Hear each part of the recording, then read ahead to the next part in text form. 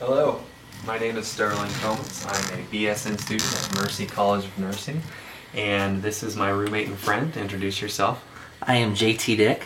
And this is our basement, which we have made into a makeshift exam room, so bear with us please. So I'm going to perform an exam on JT, focusing on certain areas for my health assessment class. First and foremost, before I do anything with the patient, I would provide privacy, closing the curtain, closing doors, and also washing my hands. Having good hand washing is very important for assessments. Just by walking into the exam room, I'm going to pay attention to his gait. Is it steady? Is he limping? Making sure that he walks normal. There's no obvious deformities that we have noticed. He is dressed appropriately for the season. He is clean, appears organized, is not disheveled in any way. His mood is good, his speech is clear, and he obviously can hear me without any problems. Also want to assess his neurostatus, making sure he's alert and organized, and oriented, sorry. Can you tell me your name? My name is JT Dick. Okay, can you tell me your date of birth? 7/7/89. Where are we right now? We are in our basement. And what month are we in? We are in the month of September. Can you tell me the day? I believe it's the 24th. Very good. So JT is alert and organized, oriented ×4, and appears to be an overall healthy state of health. So that would be the very first part of this assessment. So I want to go ahead and move into his skin assessment. Obviously you want to make sure that you inspect visually all parts of his skin, and if he was in an exam room, he would be in a hospital gown. But just from here I can tell that his skin is pink, warm, dry. I'm going to look at both of his hands, make sure there's not any excess moisture. From here I want to check his capillary refill, making sure that it is indeed less than 3 seconds, which it is. He is pink, warm, dry. JT, have you had any changes in moles or recent skin issues lately? Negative. Appears he's got an old scar here on his left or his right shoulder, which he did have a recent shoulder surgery. Those appear to be healing very well. Coming over here, looking at both hands, making sure that we don't miss anything that maybe that he hasn't seen. His back, he appears very good. Also want to make sure you're checking his scalp to see if there's any excess dryness, anything like that going on. From here we can go ahead and palpate his skull, making sure there's no obvious deformity, hitting all the areas of the skull, occipital, parietal, temporal, and frontal. Everything appears normal here. Making sure you check the front as well. We're going to check skin turgor to see if he's dehydrated at all. Pinching the skin and letting go, and you can see that he has brisk reaction to his turgor, so I think he's pretty well hydrated. Any recent changes in diet? Do you follow any sort of a special diet, like a low sodium or a diabetic diet? Gluten-free, vegan, vegetarian, anything like that? Nope. Very good. So from there we're going to go ahead and hit his head and his face. You want to make sure that he's got good symmetry of his face. He's got facial hair, which might make it a little difficult to see any obvious deformities, so making sure that you get a good palpation of his jawline. You want to feel for the temporal arteries, making sure you can feel those on bilateral sides. Also inspecting his TMJs. Go ahead and open and close your mouth for me. Everything feels good. It's when your teeth come down together, do you have any, is it all nice and straight? It's great. No malocclusion. Very good. Also want to inspect his occipital skull as well for any deformities as well. After visually and palpating and inspecting the face and the head, we move on to the other structures, including the nose. You can tell that his nose is symmetrical. Look at the camera here. There's no recent injuries that we can tell. There's no obvious drainage. He is not sniffling, and we will go ahead and assess his nasal patency. I want you to put your finger over one nair and breathe out of that. And then I want you to do the same with the opposite nair, and I want you to tell me, do those feel the same? They feel great. Feel great? Okay. At this point, if I had a nasal speculum, we would assess the inner nose, making sure that that it's a good pink reddish color, that there's no sores, no abnormalities, making sure the turbinates are all free of any injury or sores, and that those have good color as well. From there, we'll move to the mouth. It appears as though his lips are a little bit dry, but if you open your mouth for me, nice and wide, it appears that his oral mucosa is moist and pink.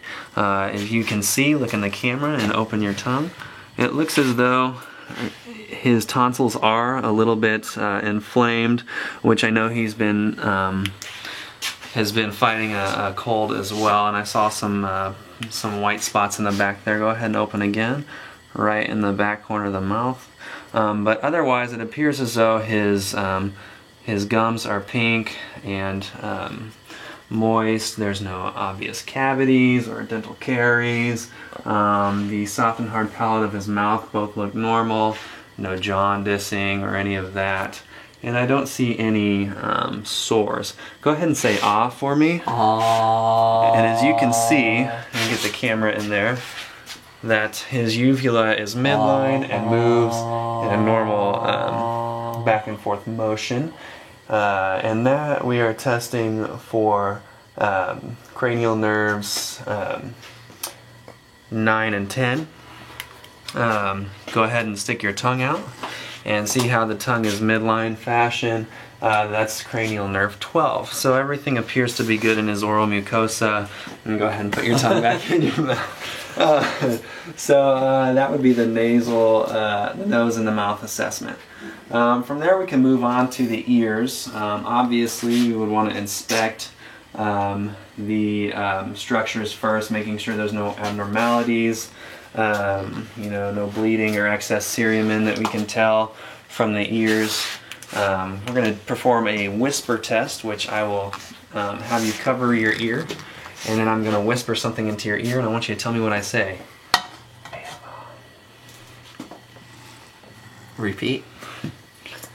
Baseball. Baseball. Very good. And over here we'll do another one on the opposite side. Rugby. Very good. So that's all in order. From here we have an otoscope. We could assess the inner ear canal, checking again for abnormal color, redness. We want to make sure the tympanic membrane is a good pearly white, that there's no hemotympanum or any infection, discoloration. His hearing is good. And again, just making sure to have a good assessment of the outer and the inner canals on there. Next we're going to move to his eyes. Make sure that everything is normal here. Again, you want to just visualize the eyes, making sure that the eyebrows are both symmetrical, hair is going the same or the normal directions, making sure that he's not got a gaze of any sort. Looking at the sclera, making sure they're nice and white like they should be, not yellow or jaundice. And then also pulling down on the eye to see the conjunctiva, to make sure that's nice pink, red, and no, he's not got any excessive tearing.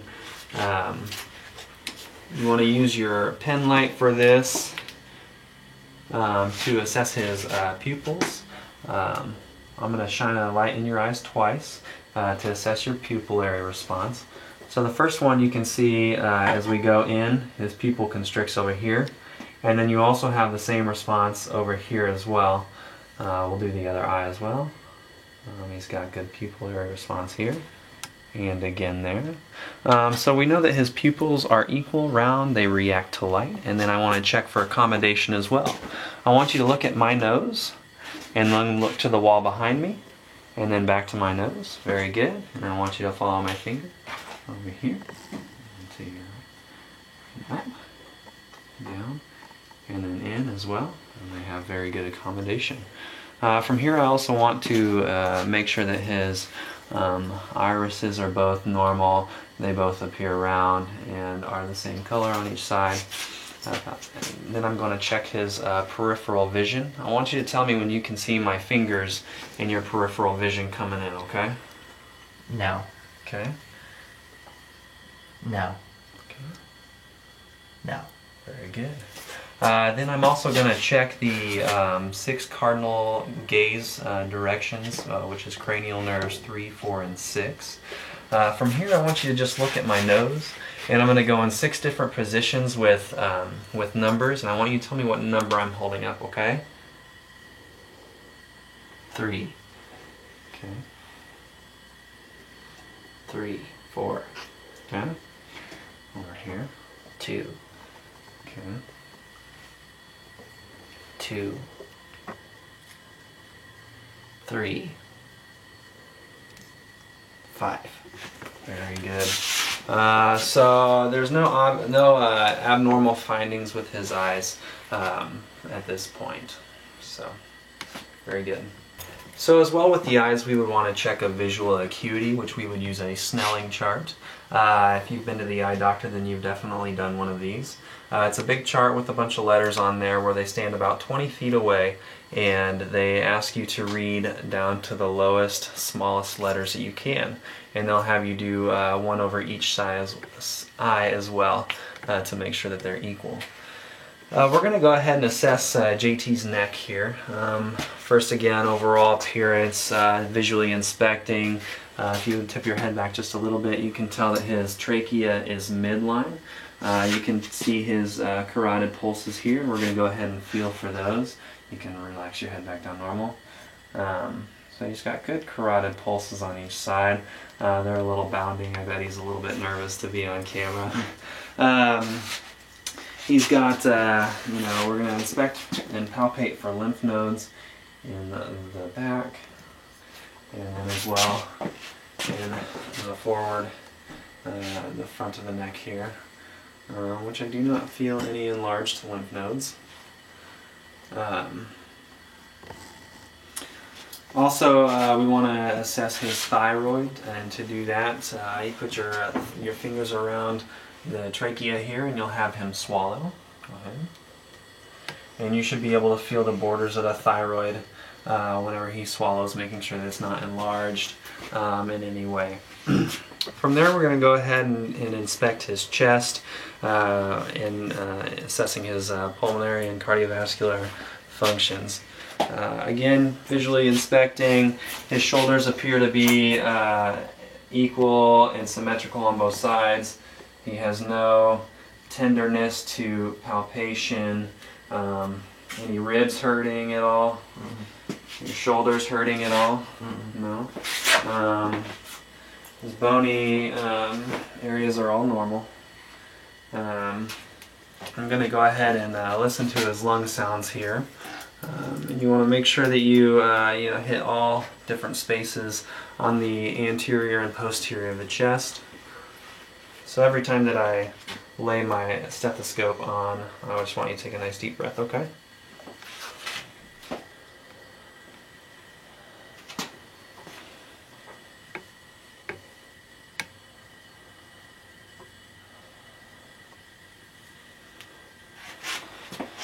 When you listen to breath sounds, you always want to make sure you go back and forth, listening to the same areas on each side to compare sounds, making sure they're equal, and you want to go in a fashion where you go down and then over.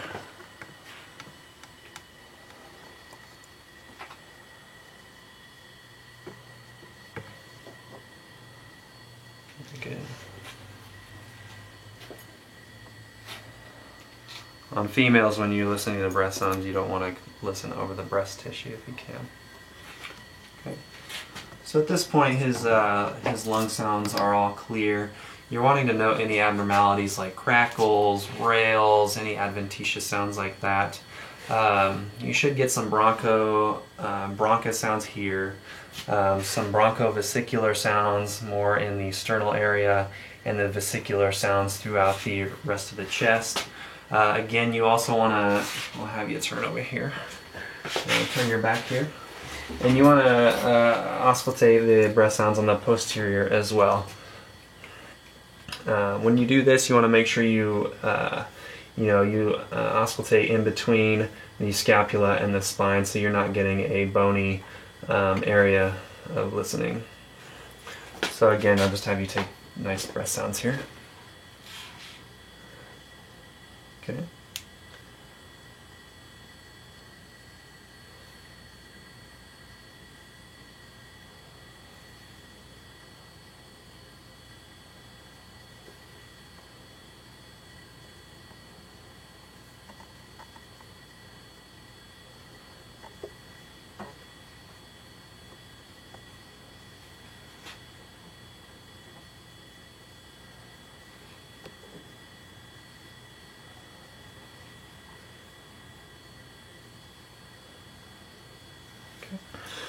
Very good. When you're auscultating breath sounds, you can turn back to normal. You want to do assessments to check for consolidation in the lungs, which would be like a bronchophony, whispered pictoriloquy, and echophony. So bronchophony, you would have them say 99 over again as you would put your stethoscope on to make sure. You shouldn't be able to understand the 99 through your stethoscope, even though you would be able to understand it without. The E, whenever you're listening, it should sound, you can hear that he's saying E, E, E, and then you shouldn't have any deviation in like ah, ooh, ooh, or which could tell like pneumonia or something like that. And then the whispered pictoriloquy is if you're listening to his lung spaces and he's whispering words, you shouldn't be able to hear anything at all. We also want to check for tactile fremitus, which is where you place your hand on a patient's chest and you'd have him say like 99. 99. And you want to feel those vibrations. 99. And make sure that they 99. all feel the same. 99. In every 99. 99. Spot that you palpate. And you also will do that as well for the back posterior lungs as well. 99. Pretty good. 99. 99. 99. 99. 99. And from here you can also assess for symmetrical breaths. If you take your hand down and put your thumbs in between the spine and the scapula, and you kind of rest your hands up here around the blade of the scapula, and if you take a nice deep breath and out, do your hands and your thumbs move in the same area at the same rate as well.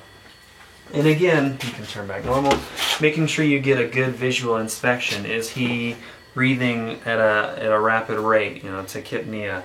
Is he using accessory muscle uses, any intercostal retractions, substernal retractions, anything like that, to get a good assessment on his breathing status. From there, we're going to go ahead and assess his cardiovascular, his heart. And really you want to listen with the bell and the diaphragm, and there are 4 locations on the second intercostal space, right sternal border, the second intercostal space, left sternal border, 4th intercostal space, left sternal border, and 5th intercostal space, mid-clavicular line. So you're listening to the different valves of the heart here. You're listening to the aortic, pulmonic, tricuspid, and mitral valves when you're listening here, okay? So you're listening for any abnormal heart sounds, murmurs. You want to get a good S1, S2 sound.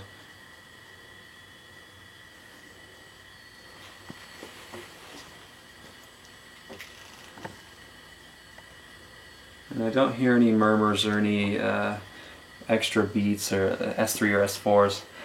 He has a good S1, S2.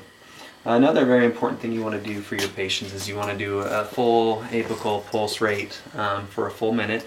And then also taking a note, is their rhythm normal? Is it equal or there what appears sounds to be like missed beats, or does it speed up and then slow down?